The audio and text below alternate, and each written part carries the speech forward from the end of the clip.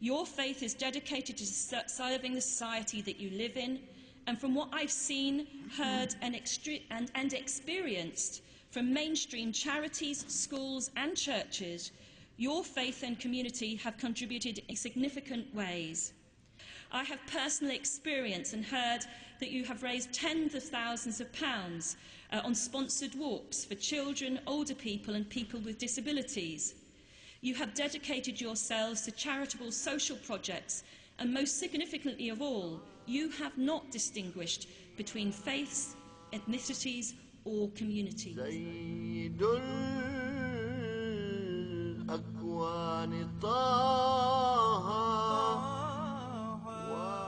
The community's many social projects aimed at helping those in need bears testimony to humanitarian concerns in respect of all human beings, regardless of race, colour or creed. The Ahmadiyyan community have an extraordinary reputation abroad for charitable work in Africa, India, Bosnia and Indonesia, amongst other places.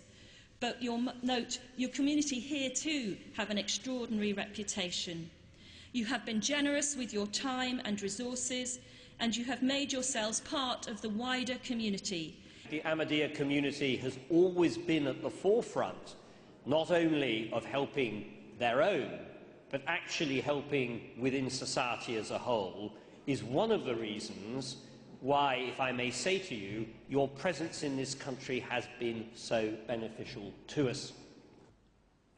In the past 100 years, you have given so much to the society in the United Kingdom and to societies everywhere globally.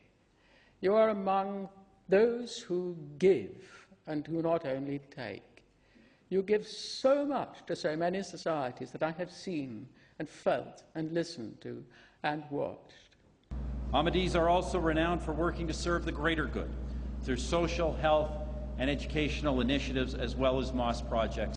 Your own work, Your Holiness, particularly in West Africa, is well known, and we heard just now about your attempts to bring water and energy supplies to some of the poorest communities in West Africa. Together, we should fight common enemies such as illiteracy, disease, hunger, and poverty. The Ahmadiyya mission has put structures in place towards the fight against these common enemies in order to enhance the dignity of man. The mission has been a vanguard and a partner in collaborating with government in the areas of education, health, agriculture, and human animation. The Ahmadiyya community, the mission in Sierra Leone, really they've made a pivotal contribution to the education in our country. You just have to look around wherever you are. And I have to say, Your Holiness, that I was touched by the way in which your predecessor as spiritual leader instructed your community, the Ahmadiyya community, to befriend and look after those suffering as a result of the Bosnian conflict, and I was very impressed by that. Everywhere that mankind suffers, your members have been active in bringing help and saving lives and limbs. The community was created under divine guidance, with the objective to rejuvenate Islamic moral and spiritual values. It encourages interfaith dialogue, diligently defending Islam and attempting to correct misunderstandings about the religion in the West.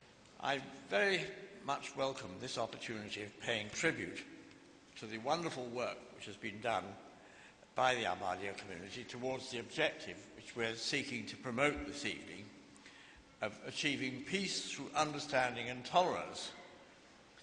The Ahmadiyya community are doing a tremendous job in building bridges between the different communities in our country, between different ethnic, linguistic and religious groups up and down the country.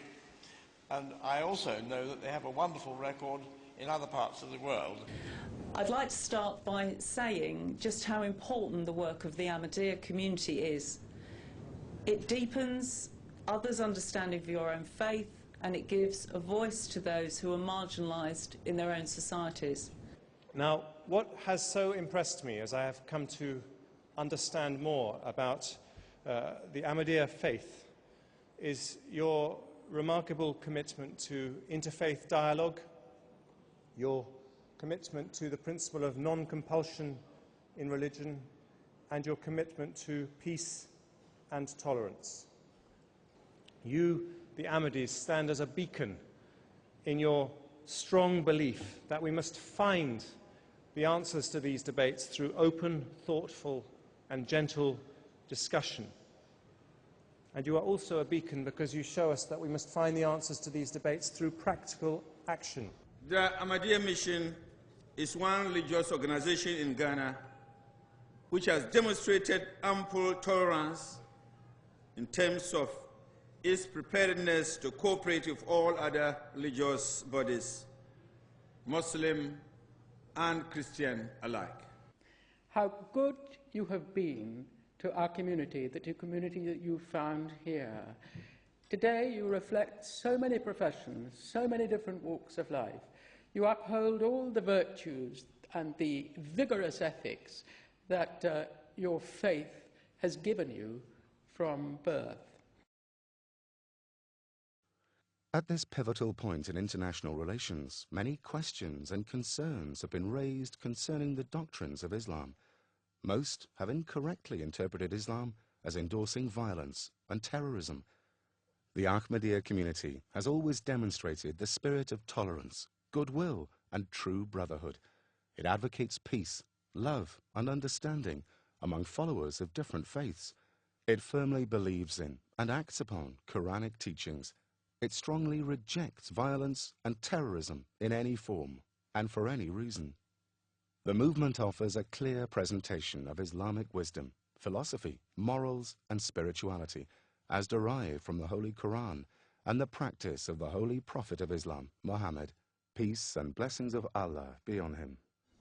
For me, as a student of Islam for now almost 30 years, I am constantly amazed by the depth of service that is certainly represented by this community and tradition, by the depth of tolerance and the constant searching for what it means to be human. To be of human means to be of service, and I think this is so dramatically represented by the message of this community.